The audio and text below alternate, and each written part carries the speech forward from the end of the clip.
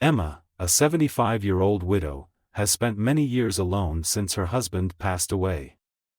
Feelings of loneliness and sadness have always haunted her, but it is the longing for her son, Michael, that breaks her heart the most.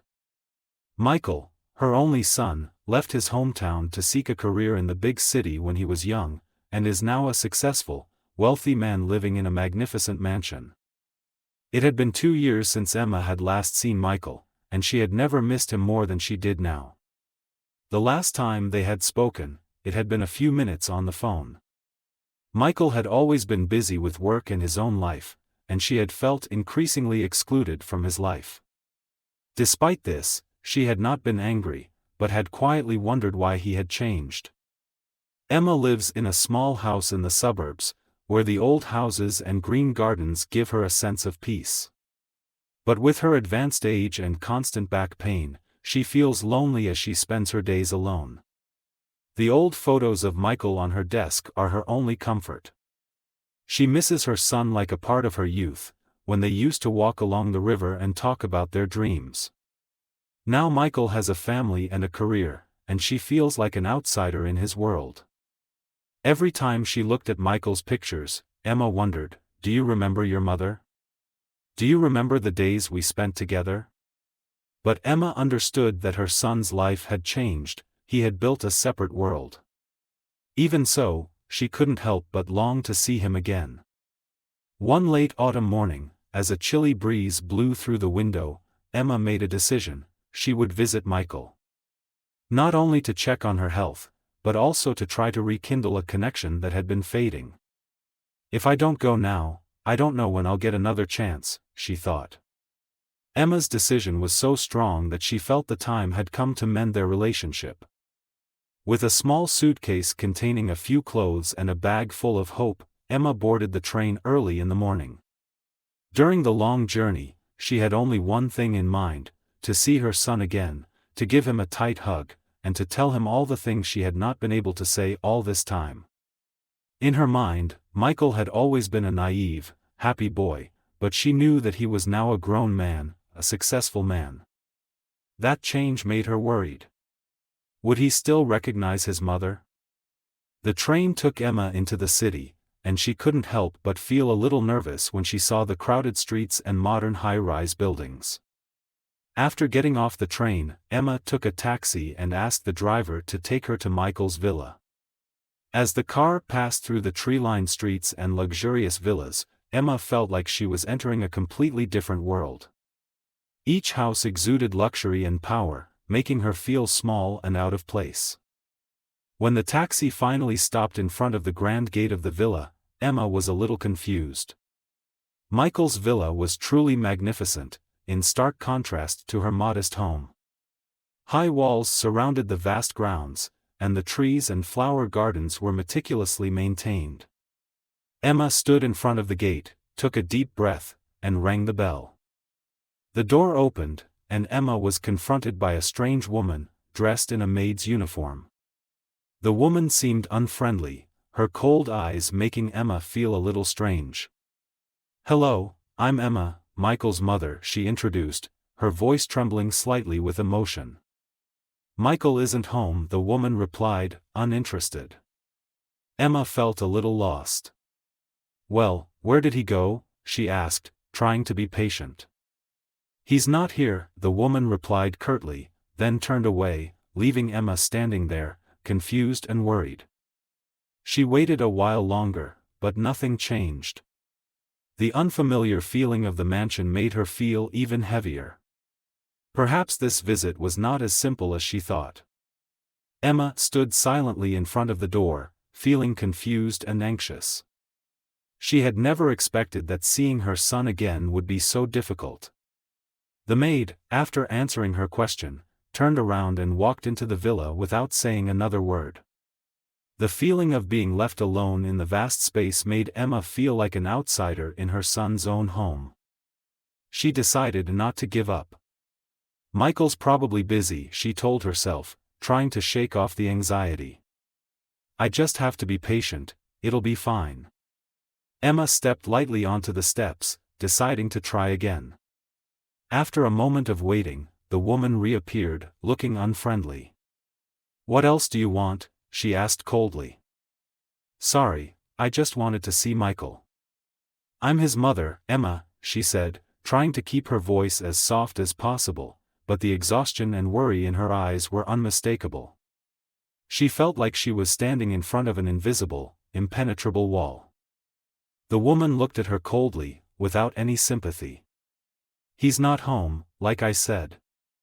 If you want to see him, you'll have to wait," she replied, her voice stiff and devoid of warmth. Emma felt suffocated. She had never expected to be treated like this, especially when all she wanted was to see her son after so many years.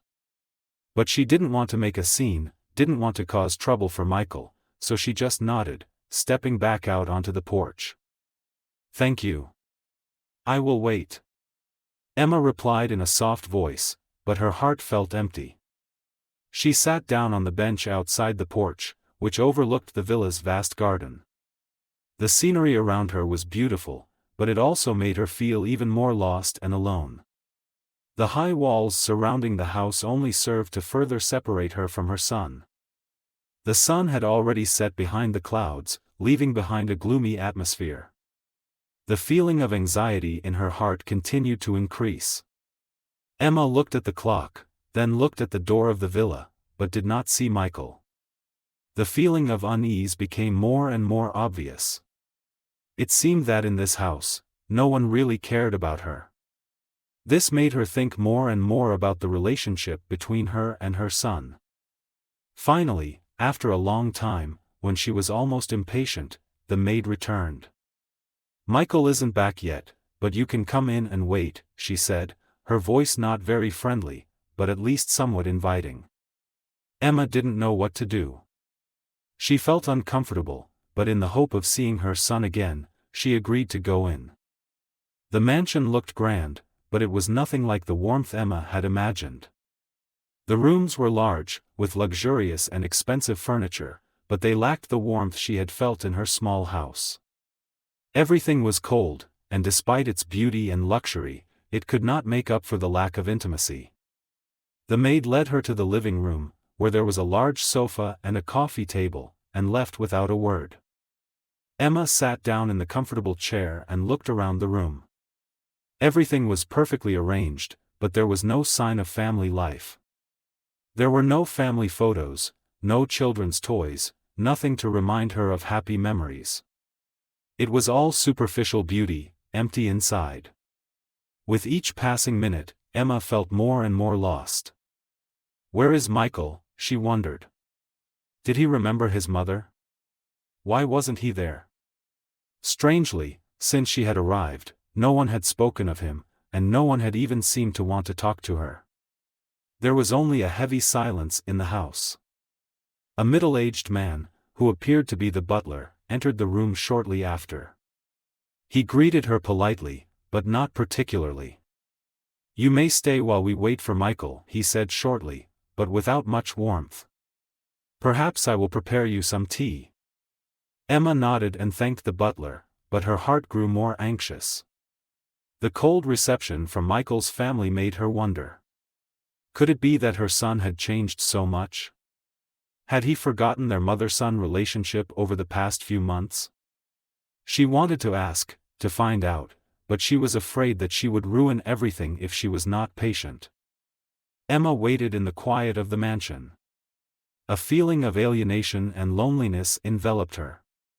Everything around her seemed so distant, and all she wanted was one thing: to see Michael, to hear his voice, to feel the warmth of motherhood that she had long lacked. But at that moment, the coldness in his reception made Emma suspect that something was wrong. Less than an hour later, as Emma sat in the living room, the butler returned with a tea tray. Although he remained polite, in Emma's eyes, everything seemed more stifling than ever. The cup of tea in her hand could not dispel the tension in the air. Questions about Michael's absence, coupled with the eerie silence of the house, weighed heavily on her heart. "Michael will be back soon, ma'am," the butler said coldly, turning away without a word of comfort. Emma could only nod. She did not dare ask more, for fear of offending him. But her heart was filled with worry. Why had Michael been absent for so long? She could not understand, and her fear only grew. A moment later, the maid returned and announced that Michael had not yet returned. However, she added that, if she wished, she could pass the time by looking around the garden. This offer, though seemingly polite, did not hide their lack of concern for her. Emma decided to go outside, hoping that the outdoors would help her relax and calm her troubled emotions. The garden was large and full of trees and flowers that Emma had never seen before. Every corner of the garden was meticulously cared for, and the lush green lawns and colorful flower beds made everything beautiful, but very unfamiliar to her. This was not her home, not the simple memories of Emma's family. Walking along a small tree-lined path, Emma happened to see a large glass window leading to a room at the back of the villa. The glass door was not completely covered, and she could clearly see an unexpected scene. She stopped, unable to take her eyes off the scene inside. A man lay on the bed, his body thin and weak. Emma recognized him immediately. It was her son, Michael. But what horrified her was that he did not resemble the strong, confident man she knew. Michael looked like a ghost, his skin pale and his body almost lifeless. But what frightened her most was the appearance of a woman standing next to him, Catherine, the cold woman Emma had met as soon as she arrived here. Catherine stood by Michael's bed, one hand holding the medicine bottle, the other gently stroking his forehead. Her eyes were cold and filled with a strange satisfaction. Emma felt that there was something unusual about this scene, as if she was controlling her son's entire life. Meanwhile, Michael seemed unable to react, his eyes were closed, and his body was motionless. This made Emma feel extremely confused. Emma stepped back silently, trying not to make a sound. She couldn't believe what she had just seen.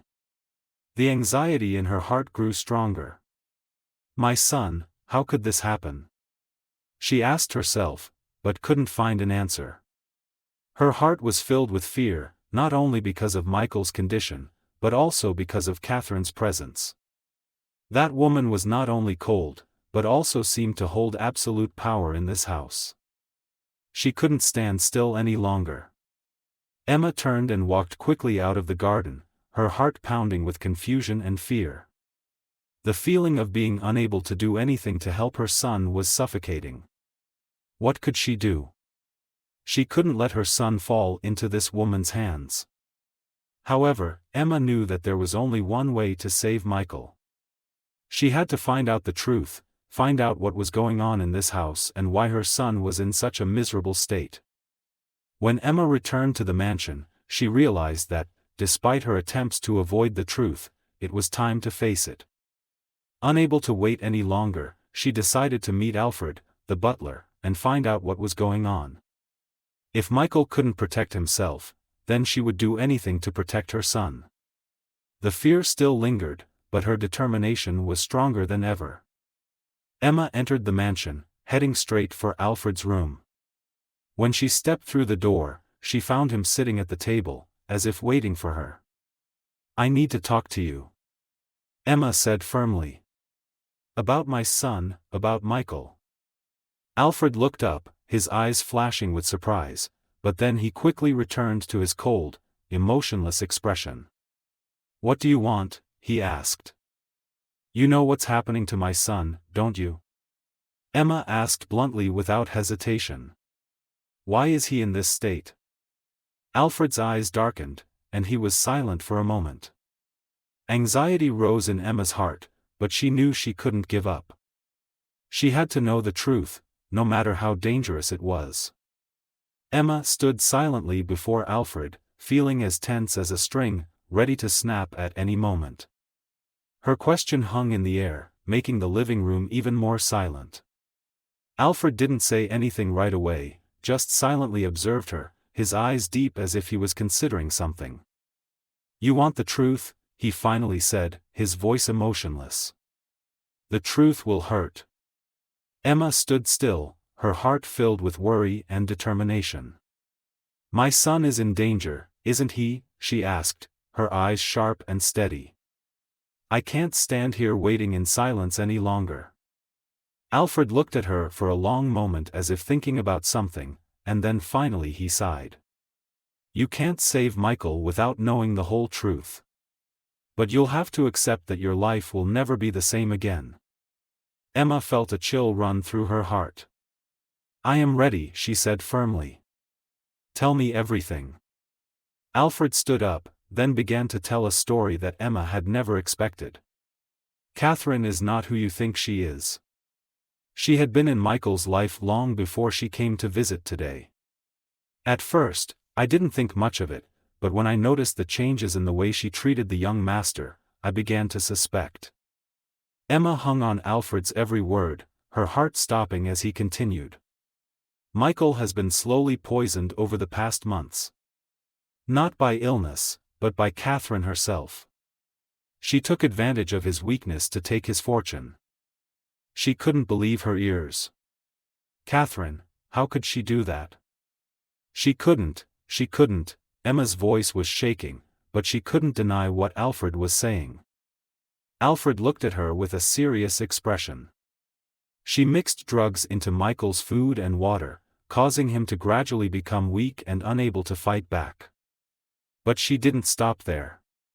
She also used Michael's affection for her to control him, forcing Michael to sign property transfer papers without his knowledge. She calculated very carefully. Emma felt her heart sink. And William, she asked, the name of a man she had heard mentioned only in passing, but whose role she had no idea. Alfred lowered his voice. William is Catherine's brother. They have a very special relationship. They have planned for a long time, to seize all of Michael's assets. They are both involved in this conspiracy. Michael was kept in a state of illness, and every time he woke up, he was controlled by her. William helped Catherine cover all traces. Emma couldn't believe it. Part of her wanted to believe it was all a mistake, but Alfred's words were too clear, too cruel. Why did you let this happen? She asked, her voice filled with anger and frustration. Alfred bowed his head, as if ashamed of what he had witnessed. I thought there was a chance to intervene, but I was afraid that if I acted too soon, would hurt Michael. I had no clear evidence. And Catherine, she is very smart, she controls everyone in this house. Emma felt a pang of pain. She had believed that Michael was living in a safe and comfortable environment, but now it was all a lie. What should she do to save her son?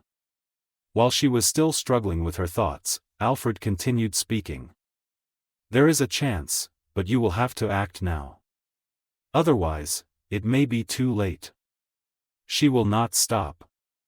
And William will never let Michael go. Emma decided not to hesitate any longer. Thank you for telling me the truth, she said, her resolve hardening. I will save my son. And I will do everything I can to make Catherine and William pay for what they have done. Alfred just nodded. I will help you. I will help you find evidence. Instantly, Emma felt a glimmer of hope in her mind. They needed to act quickly, before Catherine and William could carry out their final plan. But the biggest question remained, could they save Michael in time before it was too late? Emma walked out of the room with a clear determination. She would not let these evil people hurt her son any longer. She had to save Michael, no matter what the danger. Her whole life had been about one thing, protecting her son. And she would do anything to do that, even if it meant risking everything. As Emma left Alfred's room, her mind was in turmoil, but one thing was clear, her determination was fierce. It was clear, Catherine and William were plotting to seize Michael's fortune, and she had to act immediately to stop it before it was too late. Alfred's words had woken her from the peaceful dream she had imagined of her son. She walked down the long hallways of the mansion, each step bringing her closer to the impending battle. She was no longer afraid. She had only one goal, to save Michael. When Emma returned to the living room, she met Olivia, Michael's nurse. She looked gentle, but her eyes were always filled with worry. Emma had noticed Olivia's tension all morning, and she knew that the girl could not stay silent forever. "Olivia," Emma began, her voice firm, "I know everything. I need you to help me save Michael." Olivia looked at her for a moment, her eyes filled with surprise and concern. You really know? You can't do anything without proof," Olivia said, her voice trembling slightly, but Emma could see the sympathy in her eyes. "We may have proof," Emma replied, "but we need to act immediately. I can't leave Michael here another minute." Olivia thought for a moment, then nodded. "I saw what happened. I can't stay silent forever. But you have to be careful. Catherine is a very dangerous person. She has power in this family, and William, her brother, is even more dangerous." Emma looked at Olivia, without hesitation. "I'm not afraid anymore. You'll help me, right?" Olivia looked at her with determination in her eyes. "I will help you. I will do anything to save Michael." A plan began to form in Emma's mind. She knew that she could not confront Catherine and William directly without careful preparation. The most important thing now was to find solid evidence to expose their plot. And to do that, she needed the help of those around her. "I need to see Alfred now," Emma decided. "He will help us find evidence. I will not leave everything to Catherine." Olivia led her to Alfred's room, who was waiting with a cold expression, but also not hiding his anxiety. "Have you decided yet?" Alfred asked. Emma looked him straight in the eye, without hesitation. "We have to do it now. Catherine can no longer control Michael. We need to act before she can make the next move in her scheme." Alfred nodded, then stood up and walked towards a large wooden cabinet in the corner of the room. He opened the cabinet door and took out a small wooden box. Inside were the documents and papers that he had kept secret all this time. "These are the papers that I have collected.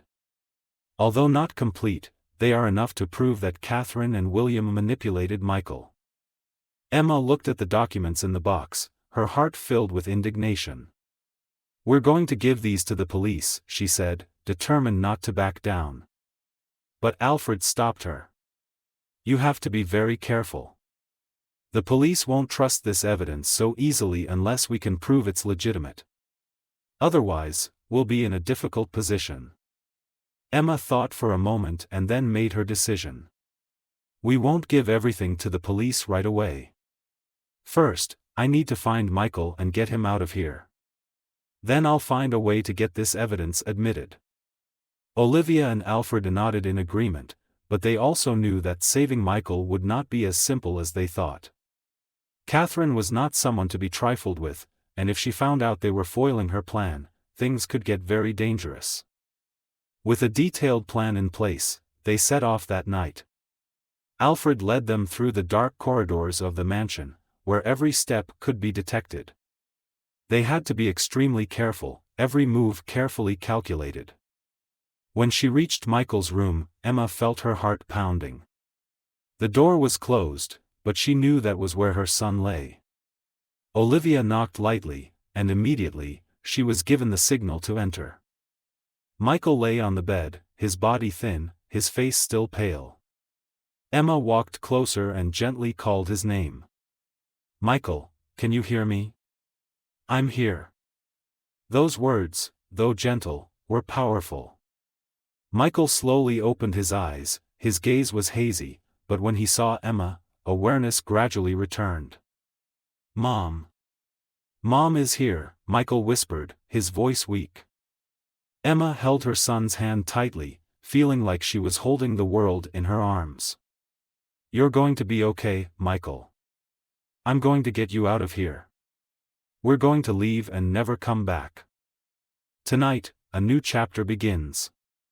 But most importantly, they are no longer lambs to be slaughtered. Emma will fight to the end to protect her son." The sun had barely risen when Emma, Olivia, and Alfred quietly walked out of the mansion.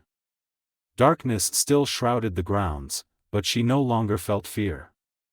Her son was with her, and she would not let anyone stand in their way. Everything had been planned to the last detail, but the tension in the air made each step heavier. Michael, weak but a little more alert, walked slowly, following his mother's instructions. Olivia followed behind, her eyes constantly on the lookout, and Alfred led the way, ever alert. They had to leave the villa immediately, because no matter how well planned, no one could guarantee that Catherine and William would not spot them first. As the three of them stepped out of the mansion, Emma felt the fresh morning air, but anxiety hung over her like a shadow. If they didn't escape in time, everything would be for nothing. "Where are we going?" Michael asked, his voice hoarse, still not fully recovered. "A safe place," Emma replied, not wanting to elaborate. She didn't want Michael to worry more about what they were facing. Alfred led them through a small alley behind the mansion, where a car was parked, hidden in the shadows. It was an old car, but it would get them to safety. "This is my car," Alfred explained. "It doesn't stand out, it will help us avoid attention." As the three of them got into the car, Emma looked at Michael, holding his hand tightly. It felt like a relief, but she couldn't forget that it wasn't over yet. They still faced danger. "We need to get the child to safety quickly." "What about the documents, how can we keep them from being discovered?" Emma asked Alfred as the car started moving. "We'll take them to a friend of mine. She works in the legal field, and will help us preserve the evidence," Alfred replied. "But we have to be careful. Once Catherine finds out, she'll do anything to protect herself." Olivia added, "Catherine has deep connections in the legal world and with people in power.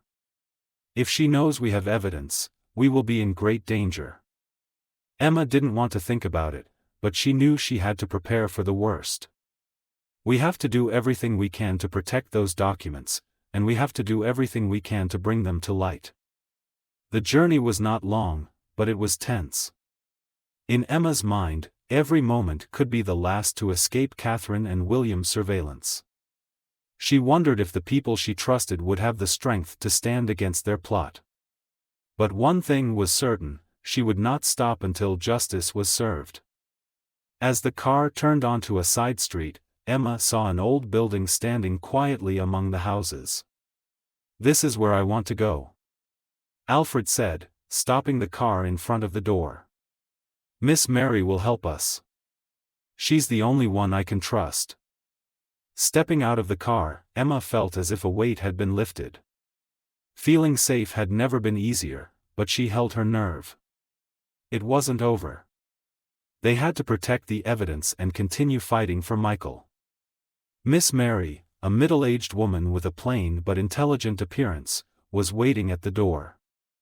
"Hello, Mrs. Emma, I have received a message from Alfred."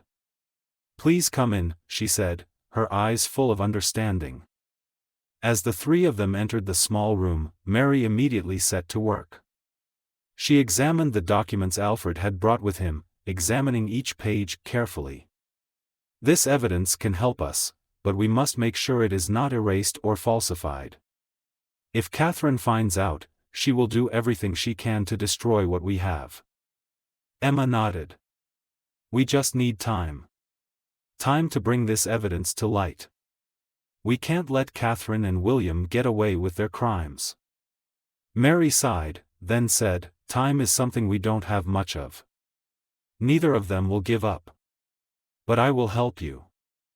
As Mary continued her work, Emma looked out the window, thinking about what had happened and the challenges that lay ahead.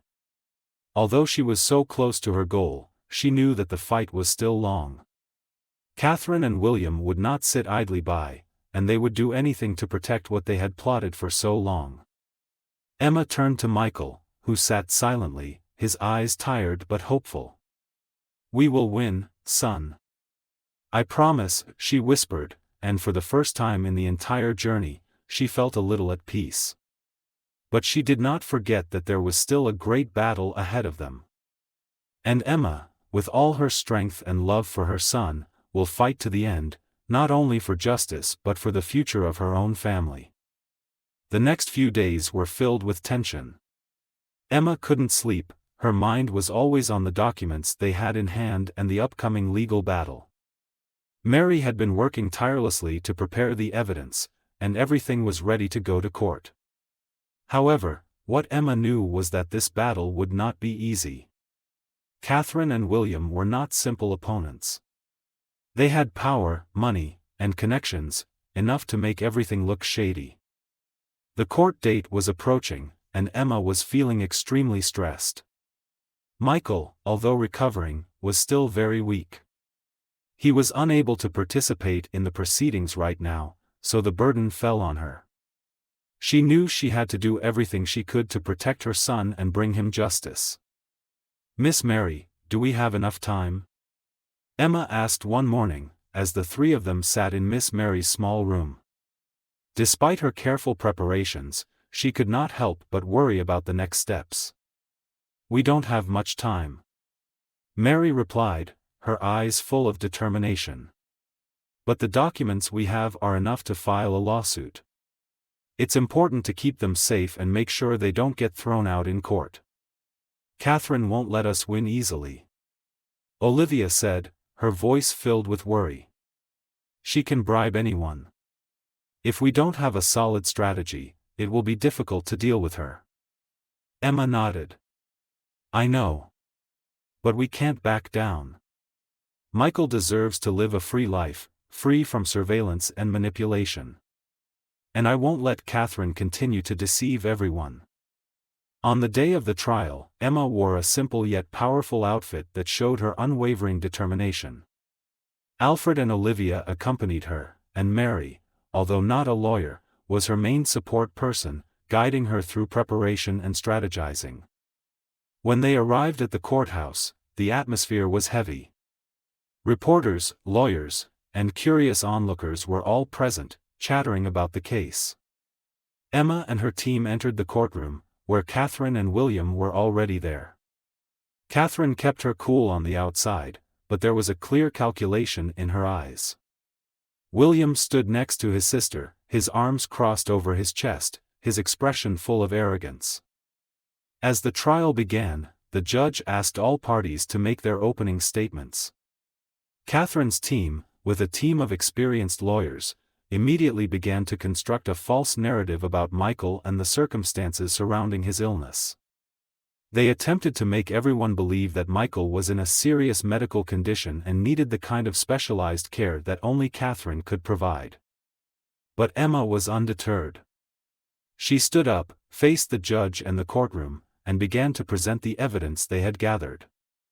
Mary sat next to her, handing her important documents one by one, explaining in detail the evidence that proved Catherine had poisoned Michael and abused her power to seize his fortune.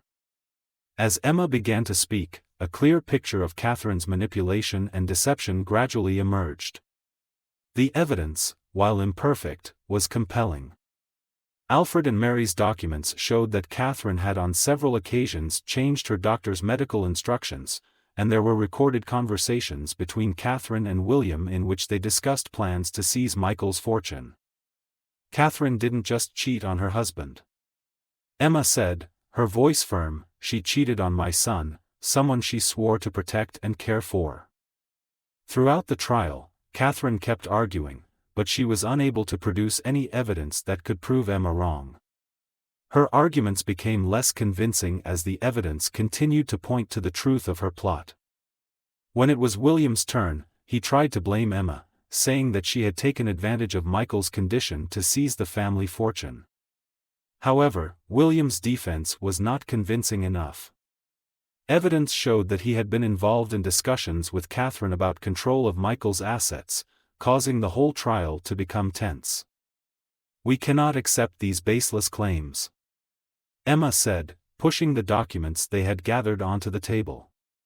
"Catherine and William have carried out a daring plot to seize Michael's assets and render him defenseless. But today, I will prove that we have the right to defend the truth." The trial dragged on for days, but each day Emma felt closer to victory. With the support of Mary, Alfred, and Olivia, she grew more confident. They had prepared every aspect of the case thoroughly, and Emma was unyielding. She understood that this was a fight not just for property, but for freedom and justice for her son. Finally, after days of intense debate, the judge announced the results. Catherine and William were convicted of financial fraud and conspiracy to commit murder. Catherine was found responsible for poisoning Michael, while William was charged with complicity.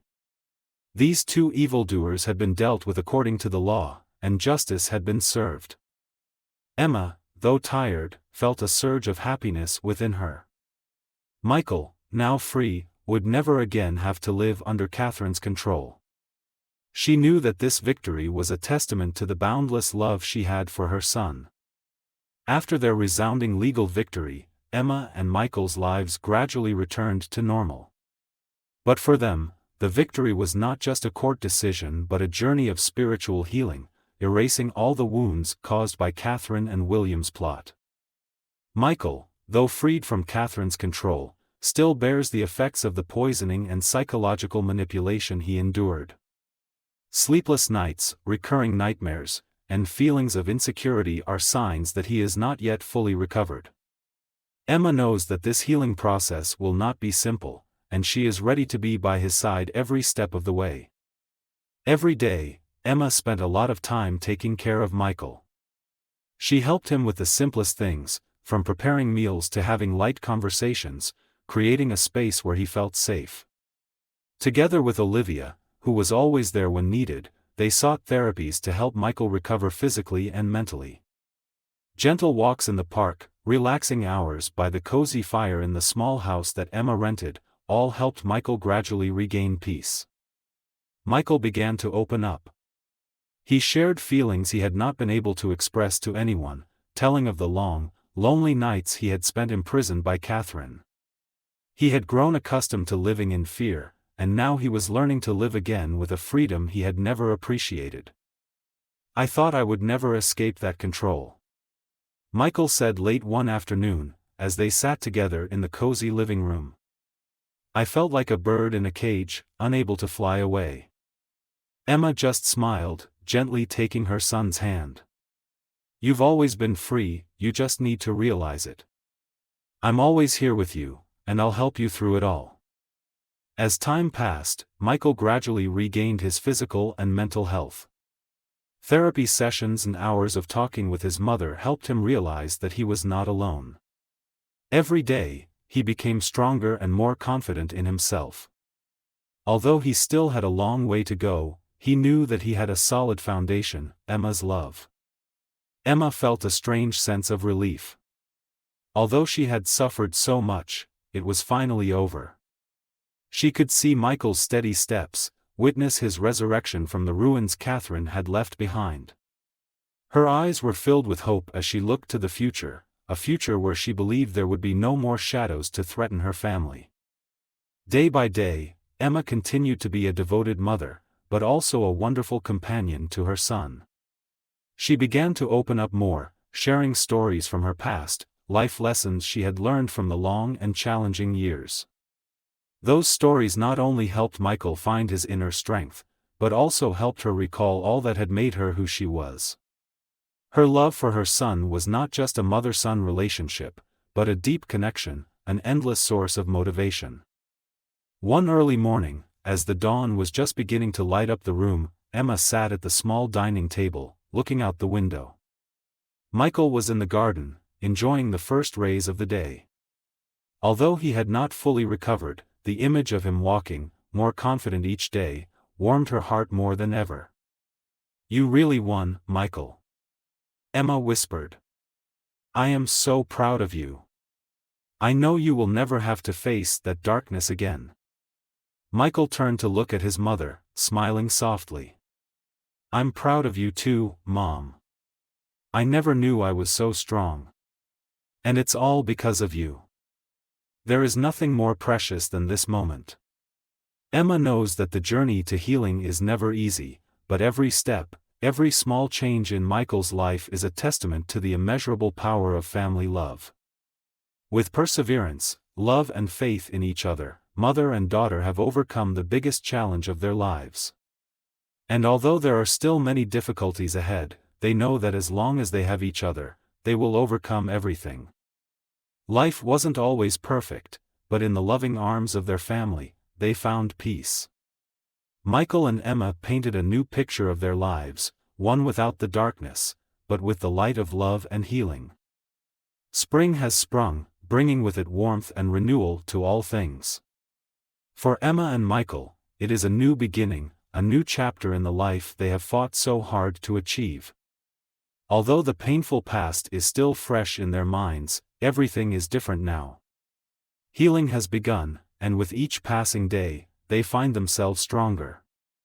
That day, Emma stood by the window of her small house, looking at the cherry blossoms in full bloom in the garden. Michael was with Olivia and Alfred in the yard, chatting happily. Their laughter echoed throughout the space, making Emma unable to help but smile. A sense of peace and relief spread through her heart, as if she had achieved the most important thing in her life, true happiness. Michael has recovered much better. He is no longer the sad, tired and scared man he used to be. He is able to go out and look at life with a new perspective, full of hope and faith. Over the past few days, he has learned to find freedom again, to find himself again, and most importantly, he has found the love and support of the only mother he has. Every morning, they drank tea together, talked about the little things in life, and their plans for the future. Emma often told Michael stories about the past, about the days when she raised him, about the challenges she had overcome to have these peaceful moments. Michael listened, and gradually he realized that his mother was not just a caregiver, but also a fighter with him, a person who did not give up no matter how difficult the situation was. "I think you've been through a lot for me," Michael said one day, as they sat together in the living room. "But you've shown me that I can be stronger than I thought. I'm not afraid anymore." Emma took her son's hand, pride swelling inside her. "There's nothing to be afraid of, my dear. I'm always here with you. And together we'll go on, nothing will stop us." Although the journey ahead still has challenges, they can now face it all with peace and boundless love. The long nights of anguish and the painful days are over, and they are living in a new world where family love is the only power to overcome everything. Emma knew this was just the beginning. After all, what they had been through had not only made them stronger, but also made them realize the value of each other. Her feelings about family had changed. She no longer saw it as a burden but as an invaluable source of strength. She knew that she and Michael would continue to be together, protecting and loving each other, no matter how the world changed. Michael also realized something important: life is not always easy. Challenges are inevitable, but it is how you face and overcome them that matters. He understood the true meaning of freedom and life, and it was not just an ideal that he had found, but a part of himself, a part of his family. With new plans in hand, Emma and Michael began to rebuild their lives. They decided to travel, visit places they had never had the chance to visit, explore new horizons. She also took time for herself, rediscovering the passions that had been forgotten because of the worries of life. Michael suggested opening a small cafe where they could serve the dishes that Emma loved to cook, a way to share her love and care with everyone. "We will create a warm place where people can feel loved and secure, like you did for me," Michael told his mother, his eyes shining with confidence in the future. Emma smiled, her eyes shining with happiness. "I always believed that life could change, as long as you didn't give up. And I knew we would create something special. And yes, nothing is impossible with love and perseverance." Their new life is no longer shrouded in darkness or fear. She and her son have found healing, not only from their physical wounds but also from their emotional wounds. From a difficult battle, they have emerged stronger, ready to embrace what the future brings. Emma and Michael looked forward together, hand in hand, no longer afraid of the dark days. They knew that each day would be a new day, and most importantly, they would continue to walk together, in love and peace. The trials were over, and now it was time to welcome a new beginning, a beginning filled with promise and hope.